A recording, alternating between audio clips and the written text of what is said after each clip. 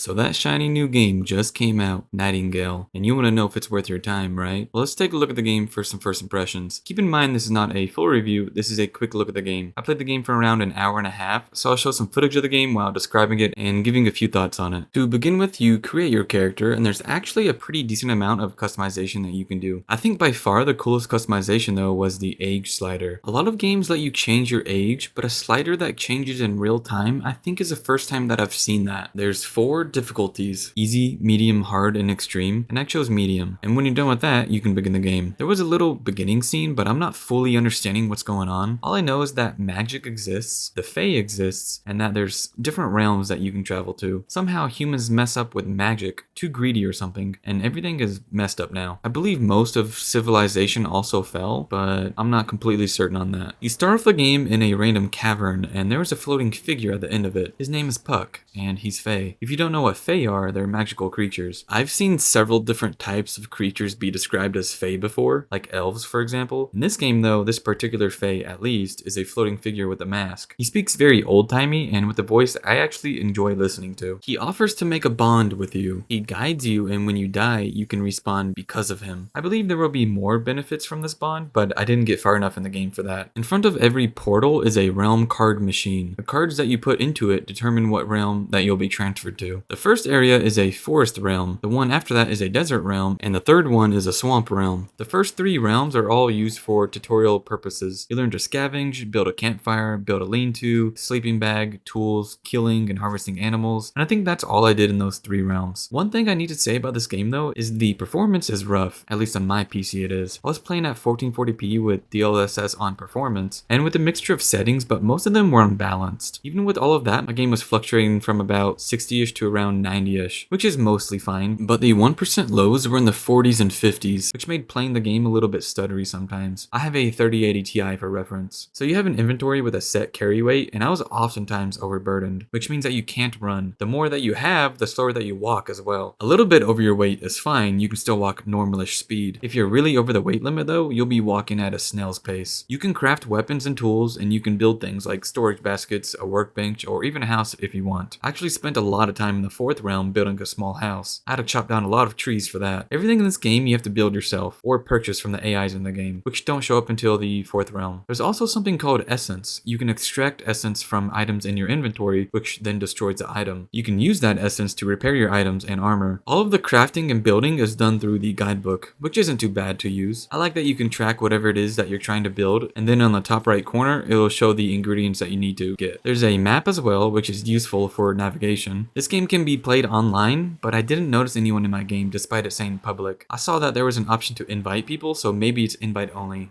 I'm unsure there. The mission for the 4th realm was to conquer a site of power so that I could open another realm. I got sidetracked building a little house and killing some enemies, however. Currently on Steam, on the day of release, it has mixed reviews, and I feel much the same. I think that the core gameplay is just fine. It's your typical survival game, albeit with the addition of realms. The graphics look really nice, even with it turned down the way I had it. What I'm mixed on, however, is the performance. It's really not that great. If the performance can be fixed, then this game will go from mixed to mostly good in my book. Oh, and I was disappointed with the combat now that I think about it. There's not much there really, and I was starting to get a little bored towards the end of playing the game as well. So yeah, I'm a little mixed on it overall, but if I were to choose between liking and disliking the game, I'd definitely choose liking it, though that's my personal opinion. Whether or not this is your type of game, I'll see you on the next one.